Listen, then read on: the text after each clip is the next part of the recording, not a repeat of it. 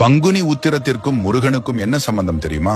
மாதம் மாதம் வரும் உத்திரம் நட்சத்திரத்தை விட பங்குனி மாதத்தில் வரும் உத்திரம் நட்சத்திரம் மிகவும் சிறப்பு வாய்ந்தது. 12வது மாதமான பங்குனியும் 12வது நட்சத்திரமான உத்திரமும் இணையும் புனித நாள் பங்குனி உத்திரம். பங்குனி உத்திரம் முருகப்பெருமானுக்கு மிகவும் சிறப்பான திருநாளாகும். முருகப்பெருமானுக்கும் பங்குனி உத்திரத்திற்கும் ஒரு நெருங்கிய தொடர்பு உள்ளது.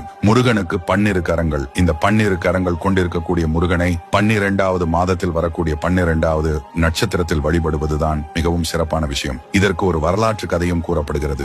சூரபத்மனின் தம்பியான தாரகாசுரன் எலியாய் மாறி கிரவுன் மலையில் புகுந்து கொள்கிறான். அப்பொழுது படை வீடு அமைத்து தங்கி இருக்கக்கூடிய முருகப்பெருமான் தன்னுடைய வேல் கொண்டு அந்த கிரவுன் மலையை வீழ்த்தி எறிகிறார். அந்த நாள் தான் பங்குனி உத்திரம் என்று கூறுகிறார்கள். அது மட்டுமில்லாமல் சூரசம்ஹாரத்திற்கு பிறகு இந்திரன் முருகனிடமில்லாத ஒன்றினை பரிசாக கொடுக்க விரும்பினார். ஆனால் முருகனிடம் அழகு, பொருள் இப்படி எல்லாமும் இருந்தது. வரன் மட்டும்தான் இல்லை. அதனால் இந்திரன் தன் மகளான தெய்வானையை முருகனுக்கு திருமணம் செய்து கொடுத்தான். முருகன் தெய்வானையை மனம் முடித்த நாள்தான் பங்குனி உத்திரம்.